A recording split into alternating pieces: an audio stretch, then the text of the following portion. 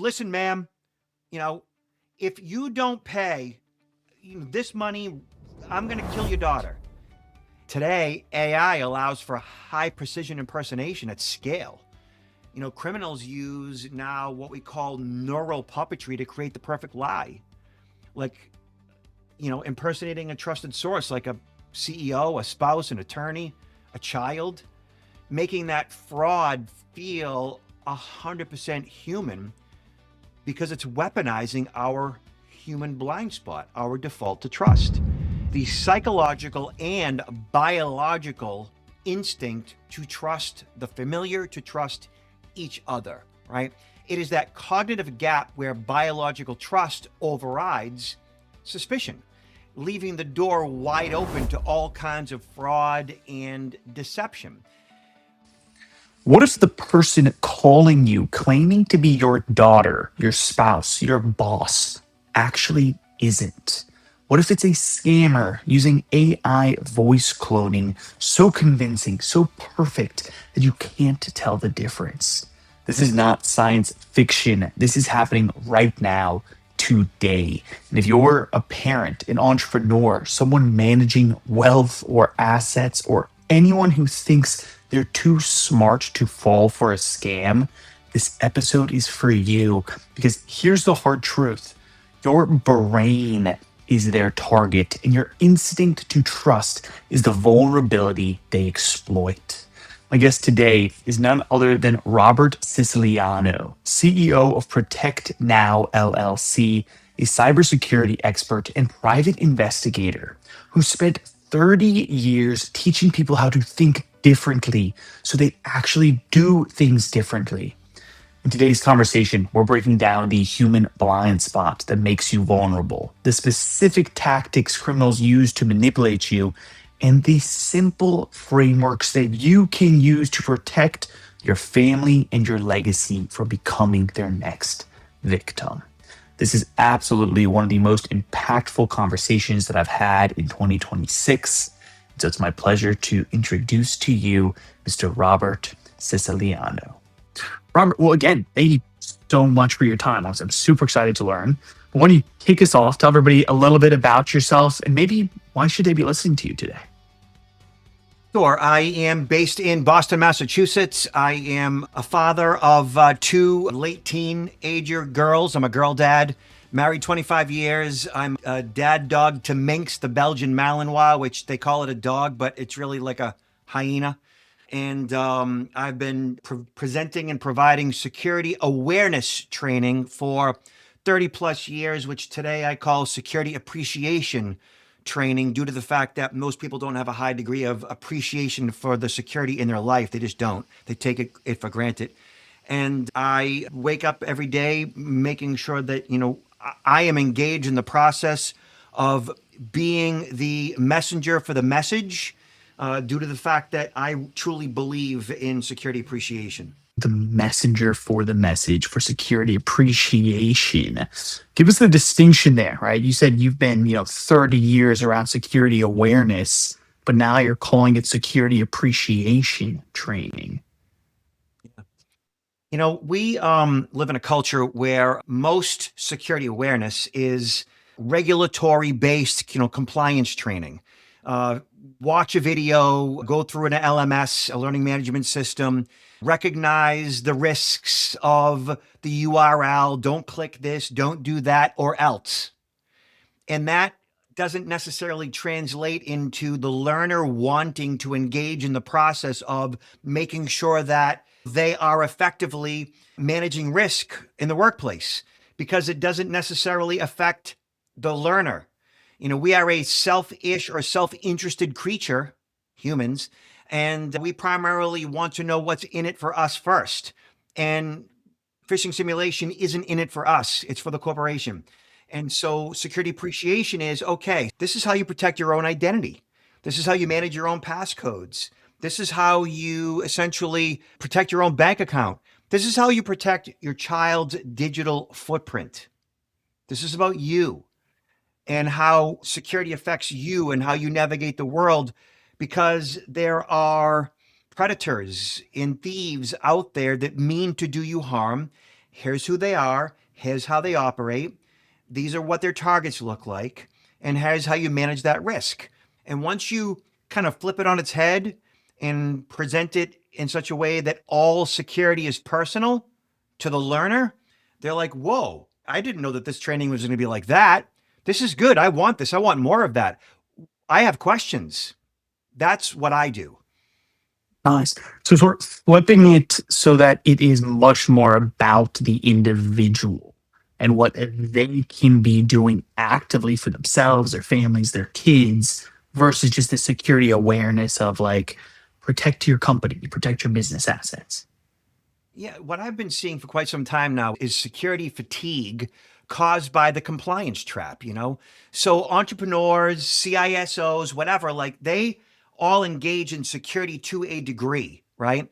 But in the end, we don't necessarily drink the Kool-Aid of security because of complex impersonal rules that trigger security aversion. Security is not normal, it's not natural. Trust in trusting others is what's normal and natural. And so ultimately, this false sense of security is felt by meeting these regulatory requirements, ultimately means that human behavior remains unchanged and vulnerable. Interesting. Yeah. So trust, right? I know I've heard you actually talk about this, or I saw it online. Trust as like the human operating system, right? I mean, trust is how we build relationships in our day to day, especially when you're talking about like, let's just throw a business in there with new clients, partners, prospects. And so where is trust? Is it leading us wrong when it comes to cybersecurity? Good observation. So, trust is our foundation. Trust is Mm, fundamental, right? Trust is mm. our default. Okay. And after 30 years of presenting security awareness, I have come to the conclusion that we all have what I call the human blind spot. And the human blind spot is the psychological and biological instinct to trust the familiar, to trust each other, right? It is that cognitive gap where biological trust overrides suspicion, leaving the door wide open to all kinds of fraud and deception. We are, as humans, considered an interdependent species, which means as an interdependent species, we are dependent upon each other for our survival. Essentially, I need you, you need me, man needs woman, woman needs man to procreate, right? To further the species. And we need to trust each other in order for that interaction to occur. And so, all day, every day, the people that you come in contact with, the phone calls you receive, the emails you get, the text messages, you essentially biologically, psychologically want to trust that the person on the other end, the person standing in front of you, the person driving in the car, kind of heading towards you as you go north and they go south, you want to believe and trust that they have your best interest in mind. You don't want to think that they mean to hurt or harm you ever. We don't want to think like that. And so we want to trust. We give the benefit of the doubt all day, every day. And as a result of that, predators, essentially the sociopaths and the psychopaths that live amongst us, the hardcore narcissists, and do your own research, you'll find that as much as 3% of women and 6% of men essentially diagnosed as antisocial personality disorders, sociopaths and psychopaths, don't experience empathy, sympathy, guilt, or remorse. And many of them do harm intentionally and on purpose. It's super tough to believe, right? Because, like you said, we all have this. Well, it's definitely not all of us, what you just stated, but the majority of us have this trust bias, right? The on the highway is a great analogy. You're headed north, they're headed towards you south. You have this trust that they're going to stay in their lane and you're going to remain safe, right? When you're doing business with somebody, right? The majority of us skew towards trust that I have their best interests at heart. Why would they not have mine at heart? So now when it comes to cybersecurity, people that are phishing, I mean, I'm curious, it's like tactical things maybe for us to look out for because I'm the biggest one I'm skewing towards trust. I've been called a delusional optimist when I go into proceedings, whatever it might be. And so How do we know when we can be trusting people versus we can't? What do we look out for? Yeah, so I would say in 95% of all fraud that we see today, all of that inbound communication, phone calls, emails, text messages, even a Zoom call for that matter, there is a degree of what we call manufactured urgency in the actual fraud itself.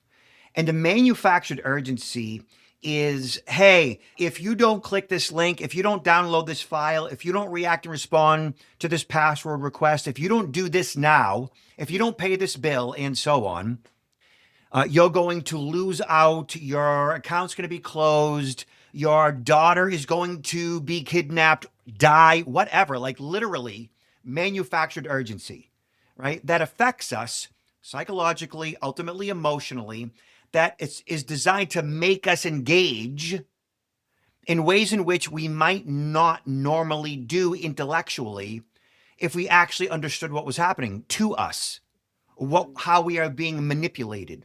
That manufactured urgency is a form of manipulation that's designed to prey upon our fears and our worries and our emotions, okay, and our instincts in many cases. Um, Once we are essentially affected, then we often engage where we normally wouldn't if we actually understood what was happening to us, what was being done to us. And when a human doesn't understand that they are being manipulated in that way through manufactured urgency, they're just going to react and respond the way that you would. And I work with victims all the time, and 100% of the time, they always say to me, I kind of knew something was happening to me. I knew something was wrong. And then as a result, they say, I can't believe I was so stupid. 100% of the time, they say those exact same things. I can't believe I was so stupid. And here's the deal, I don't think that a single person who was manipulated in that way is stupid. I think they're just human and they just fell for it because it was designed to make them do that. And they just weren't essentially trained properly on how to recognize and manage risk. They didn't Mm. understand what was happening to them because no one actually had that conversation with them. And that's how most fraud happens today. And most security awareness training doesn't explain that ever. And most people don't understand this because they've never had this type of a conversation that you and I are having right now. Mm. And then today's day and age, 2026, and tech and now AI, right? It's wild to think that people still aren't having this conversation, that we're still not aware of how big of an issue and a risk it is. I find it really interesting that you're saying, you speak with a lot of, I'm not sure if you use the word victims per se, right? But a lot of individuals that have gone through security issues, cybersecurity attacks, and they say that they kind of felt it, that they sort of knew. They're like, how could I be so stupid? Like, if you were to dissect all of the different cybersecurity attacks that you've seen, right? What are some recurring themes that have happened that maybe people can be on the lookout for? One of them being this manufactured urgency that you mentioned. Yeah, if you've ever taken a sales course, negotiation, right, anything like that, you know that like the basis of when people buy is that they buy from people who we do business with, those who we know, who we like, and who we trust, right? And we develop these relationships sometimes relatively quickly based on past experiences. Like, you meet a salesperson who's you're selling you a car. You might spend an hour with them. And over the course of that hour, you get to know them because they talk about how they're a dad and they have a couple of kids and they're married for 25 years and that they live locally, and you begin to determine that, oh, their kids play soccer, your kids play soccer. Oh, so I'm getting to know him. I kind of like his way, and you begin to trust him. That's how we are, right? And we've been doing that all of our lives. Um, Criminals will engage us like in an email that looks like it's coming from a colleague, a coworker, right? Mhm. And so I know my coworker. I, generally like my coworker. I have no reason not to trust my coworker. And so as a result, the coworker makes a request of you. I need you to wire this amount of money to this particular bank account because if this bill doesn't get paid, we're going to get in trouble. And so what Mhm. do? You wire the money. Well, why wouldn't you wire the money? I mean, you would just wire the money because your coworker said that you need to do this. You've corresponded with your coworker dozens, if not hundreds of times. And so as a result, you're just going to do what's requested of you because it's part of your job description for that matter. And the bad actors, they understand that. They understand that we just kind of like do what we're told. We as humans prefer to be led to a certain degree. We don't like to upset the apple cart. We don't necessarily question authority in many cases. We do business with those who we know, like, and we trust. And many of the communications that we see, that are meant to engage in fraudulent actions are in fact from coworkers, fellow employees, banks that we do business with, large corporations like retailers that we do business with all the time, like eBay and Amazon and Best Buy and such. And so we have no reason not to trust Amazon or Best Buy or the chief information security officer of our corporation. And so we just react and respond because it's normal and natural to trust that person. So that's pretty interesting, right? So, number one thing that I now have picked up, look out for, right? You mentioned manufactured urgency. That's something we can immediately grasp at to be okay, why is this matter so pressing? Why are they expressing it this way? The number two thing that you just went into that we can be on the lookout for is I wrote it. It seems strangely familiar, right? They're appearing like a colleague. They're appearing like another company, organization, a business that we're always doing business with, which is now this like assumed manufactured know, like, and trust. Yeah, it's pretty simple, actually. Look, at snake oil salesmen have been around for hundreds of years. We've been trusting somebody who essentially has their own best interest in mind and not us forever. All of us, to some degree, have been deceived at one given point in time. All of us have been hurt or, in some cases, harmed as a result of somebody else's actions.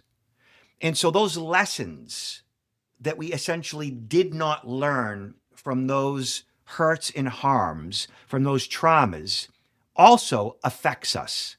And we don't necessarily want to think that those bad things will or can or will ever happen to us again.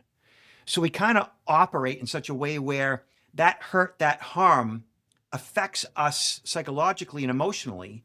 And we prefer to not think that these things will ever happen to us again. And we actually kind of go into a form of denial. It can't or won't happen to me. And as a result, when it comes to security issues, which essentially are perpetrated by sociopaths and psychopaths, people that mean to do us harm, we often function in denial, say it can't happen to me, and as a result, we do nothing. We do nothing to protect ourselves. We lead with giving the benefit of the doubt. And if the ruse, if the lie, if the story that's being told makes enough sense to us, and and it has us emotionally charged, biologically, we want to solve this problem, then we are going to engage in that criminal. And it doesn't take that much energy or effort for them to do it. Because now, with AI and deep fakes and voice cloning, they're sending out millions and millions of emails daily for that matter. And AI has stripped away the clumsy red flags of traditional fraud. In the past, criminals relied on what we would call blunder force phishing, which is mass blasting emails riddled with scammer grammar. Today, AI allows for high precision impersonation at scale.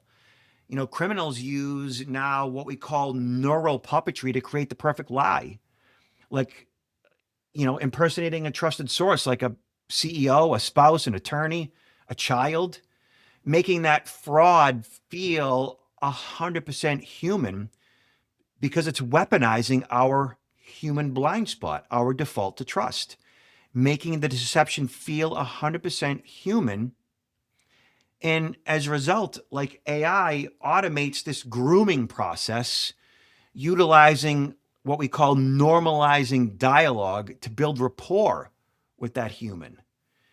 Um, I would say 98% of the general public has no idea that any of this is happening, and they don't know it's happening to them.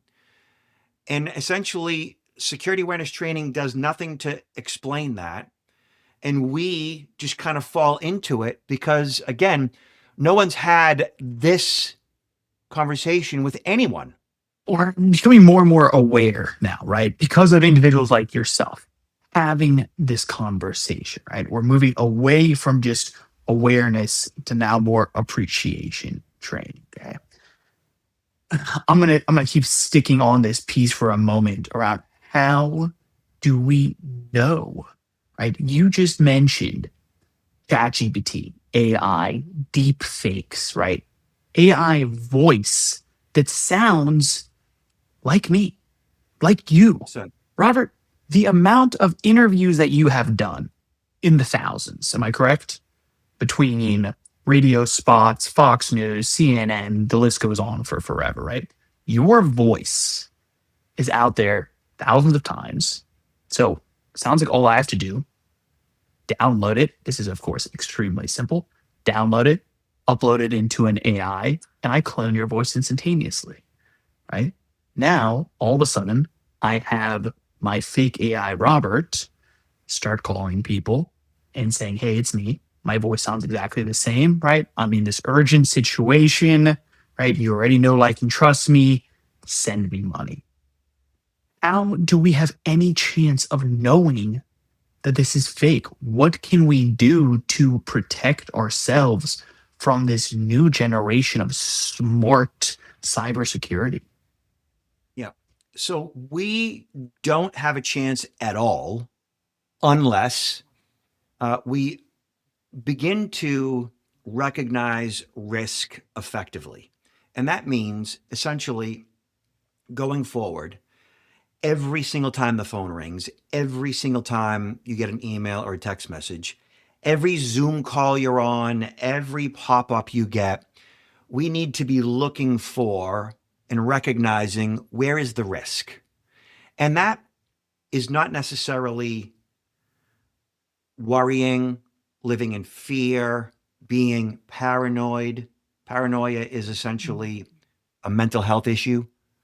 I'm talking about becoming essentially what I've developed a methodology called becoming a strategic human firewall. This is not difficult at all. This is actually pretty easy. And I would imagine that, like everybody on this podcast today, to a degree, they recognize risk. I mean, look, you're walking down the street or you're walking down the sidewalk and you happen to notice that the tree that's kind of built into the sidewalk has pushed up the concrete in such a way where the roots have unevened, the concrete. And if you just keep going as you were, you might, trip on that concrete. Well, you're recognizing risk. When you're driving and somebody kind of swerves, it gets a little too close to you. You're like, whoa. And you kind of put your feet on the brake a little bit. You kind of grab the steering wheel a little tighter. You're recognizing risk. We need to be doing that all the time with phone calls, emails, and text messages. But many of us don't. Mhm. We just trust by default. And so a traditional firewall filters internet traffic on your computer. A human firewall filters intent. What is the intention of this inbound communication? And so the strategic human firewall essentially blocks deception. It's a proactive governance. It's a mindset that turns us, employees, entrepreneurs, and so forth, from essentially passive targets, which many of us are, into active detection layers. I'm looking for it. In the physical world, we call this situational awareness. As you're walking down the street, you're looking to the right, looking to the left, knowing what's going on behind me, looking in front of you. The situation that I'm in, I'm paying attention. Is that car a little too close to me? Is that concrete a little uneven that I could trip on it? Did somebody not pick up after their dog? And so forth, right? As odd as that is. Right? Situational awareness. Is somebody paying unwanted attention to me? Does somebody mean to do me harm? And basically, this this is an act. You're becoming an active detector, seeking out, in this case, deception. It's the shift from I trust what I see by default to I verify everything. And this is what brings us to security appreciation. It's the shift from basic awareness, which basically is knowing in your head, to appreciation, which really is in your heart and it's caring. So, what does that mean? So, when employees or when we appreciate how security protects our lives, our own lives first, that's when behavior changes permanently. That's when our outlook changes permanently. I call it the security appreciation gap. It's that chasm where an employee, their intellectual understanding of risk awareness shifts from or shifts to the emotional commitment to act on that awareness, which essentially is knowledge, ultimately becoming appreciation of the value security has in their life, right? And this results in what I call the kitchen table effect, which is a multiplier effect where the employee, the entrepreneur, goes home and talks about this to their family, cementing those lessons for life. You don't get that from phishing simulation training. And there's actually a technique that follows becoming a strategic human firewall, and it's called the AAA protocol. Now, there's all types of AAA protocols out there, right? And so the AAA protocol essentially is your break the fake playbook.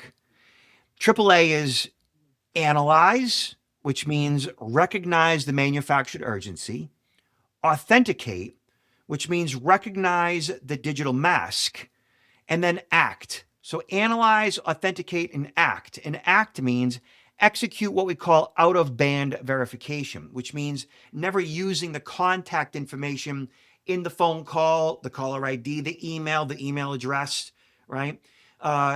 Always use an out of band verification, which is, hang up or go to Google or go to your contact manager and reach out to them on a number that you know is legit before you just react and respond emotionally.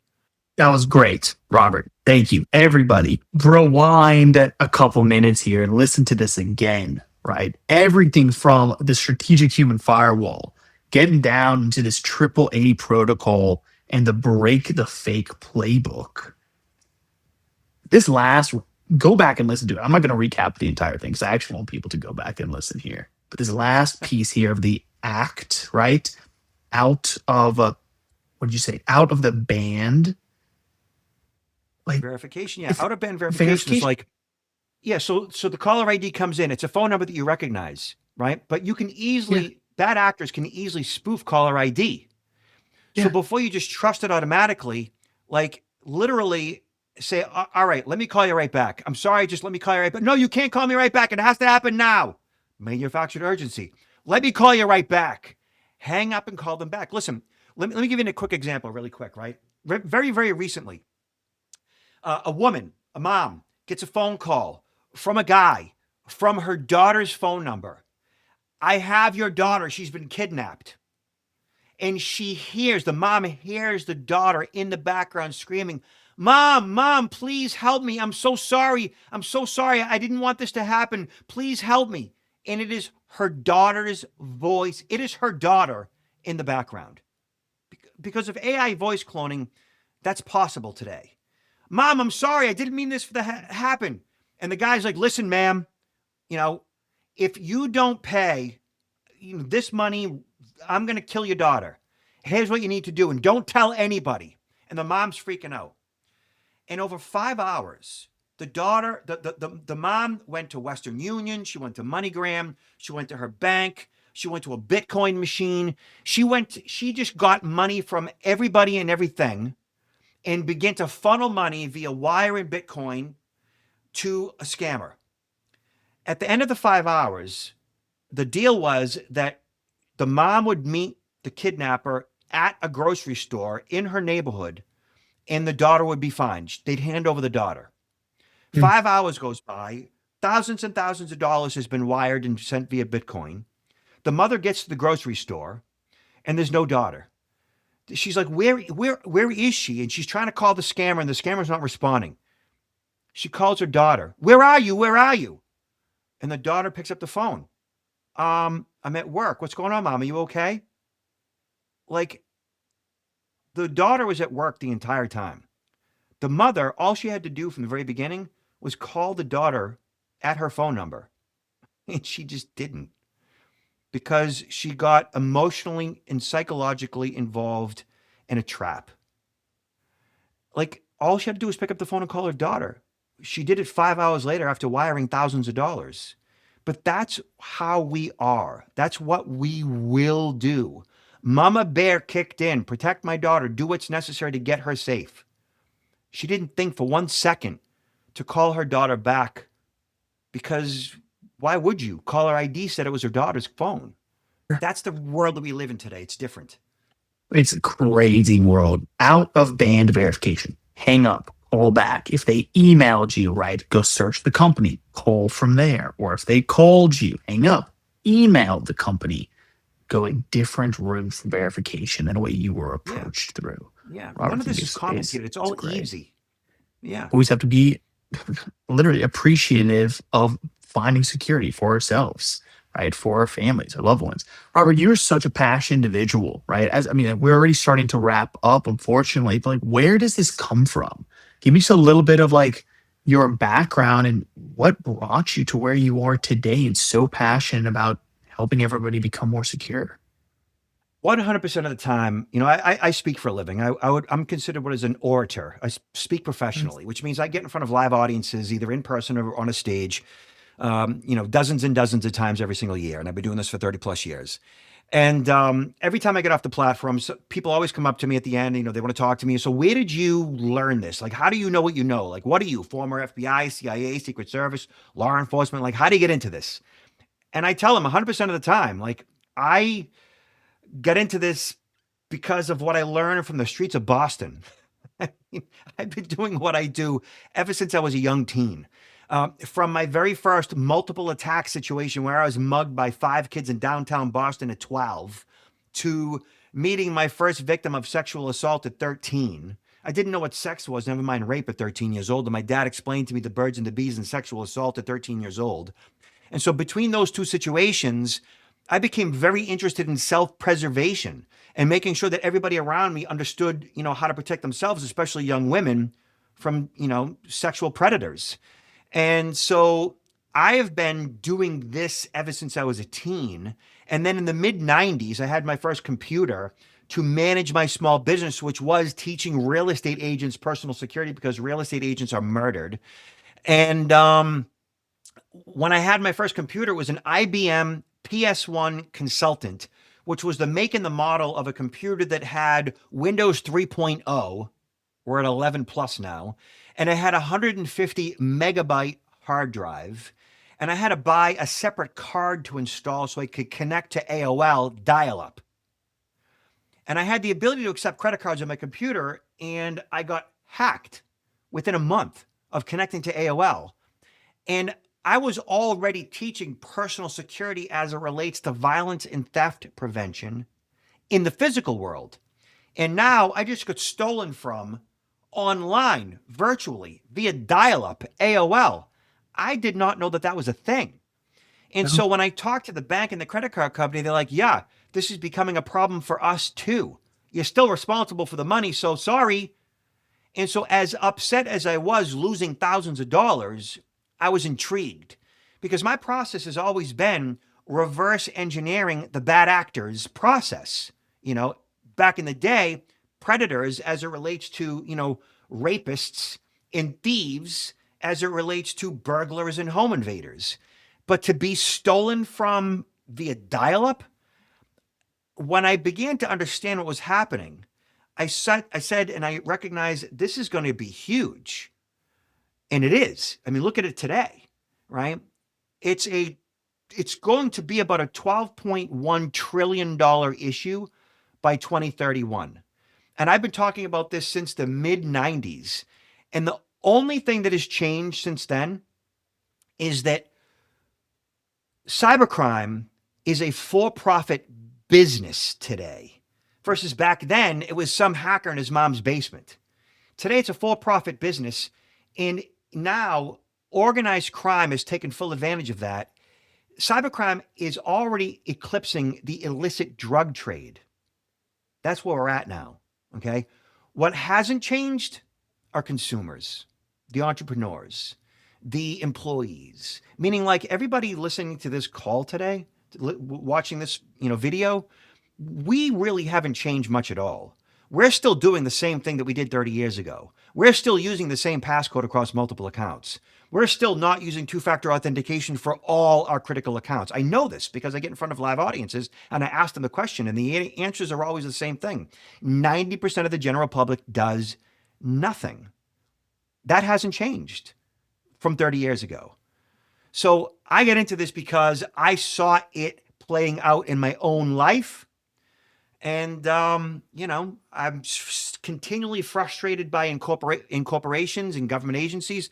They're not doing enough to protect us or educating or informing us. So now security appreciation is the only way that I see a way out. Become a strategic human firewall. A strategic human firewall.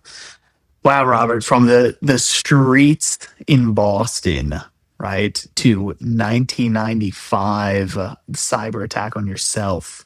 Now here we are, 2026, and it's more important than ever, right? This cybersecurity, right? Online crime, it's a business. You better believe they are going to do everything in their power to make as much money as possible. So let's make sure it doesn't come out of our pockets. Robert, it's really an amazing thing that you're working on here. And it feels to me like it's making a huge, huge difference in the world. And so with the show, I'm always curious to talk about like legacy. In your eyes, like what even is legacy? Like what is the legacy that you're hoping to leave on this world? So my whole thing, well, security awareness to begin with, is about changing people's behavior. It's about getting them to think differently. So ultimately, they do things differently. And so um, the methodology, becoming a strategic human firewall and recognizing our own human blind spot. My hopes are that anyone who's listening to this podcast today takes even just a little bit of that and they begin to look at the world around them just a little bit differently.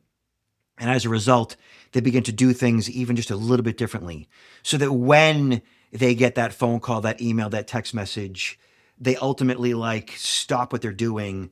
They go from being emotionally engaged to intellectually recognizing, okay, what's actually happening to me right now?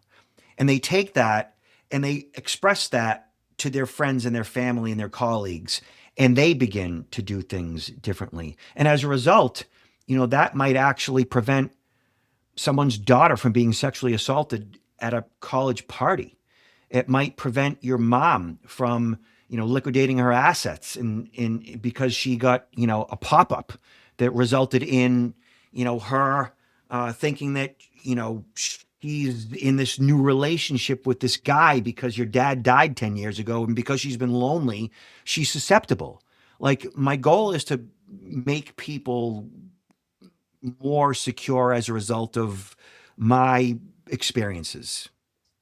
It's such an amazing thing that you mentioned here of like by sharing with others, then they have the power to pass it on also and then to act differently. I wrote down this sentence that you said. You said to think differently, to ultimately do things differently. Right? We Yeah. can teach each other. We ourselves can think differently first, then we can ultimately do things differently. Um, Robert, I appreciate you so much for sharing, right? Tell us a little bit about if people want to learn more from you, your company, what you're up to today. Please let everybody know. So I give this stuff away for free on my LinkedIn. So if you follow me on LinkedIn, I've got tens of thousands of subscribers that read my newsletter every couple of weeks. Just, Robert Siciliano, Siciliano on LinkedIn. Otherwise, my website is protectnowllc.com, protectnowllc.com. To everything down below. Robert, thank you again, my friend. I greatly appreciate it. I appreciate you. Thank you so much. And that's a wrap. Thanks for tuning in today, everybody. Robert said it clearly. We're all hardwired to trust, and criminals know that. He told a story of how one mother got a call from her daughter's phone number, heard her daughter's voice that was actually AI voice cloning, and proceeded to wire thousands of dollars to scammers, while little did she know the daughter was safely at work the entire time. That's how powerful and sophisticated scammers are these days. But as we heard, there's ways we can defend ourselves. Security appreciation, as Robert said, is not about living in fear. It's simply about shifting from being emotionally hijacked to being aware. He said, think differently, so ultimately you do things differently. The AAA protocol he outlined to us is your framework. First, analyze and look for manufactured urgency. Then authenticate by verifying what's going on with a source that you know is real. And finally, act through using out-of-band verification. Switch your channel through which you're communicating and verify who you're actually talking to. It's a crazy world we live in, and we can simply take a moment to breathe and shift how we react and think. We can all protect our legacy and your family's future. You can learn more about Robert and his company at protectnowllc.com. And if today's conversation opened your mind and got you thinking, please leave us a review. It helps get this message in front of people who really need it. Thanks again for tuning in, and we will see you next week on Journey to Legacy.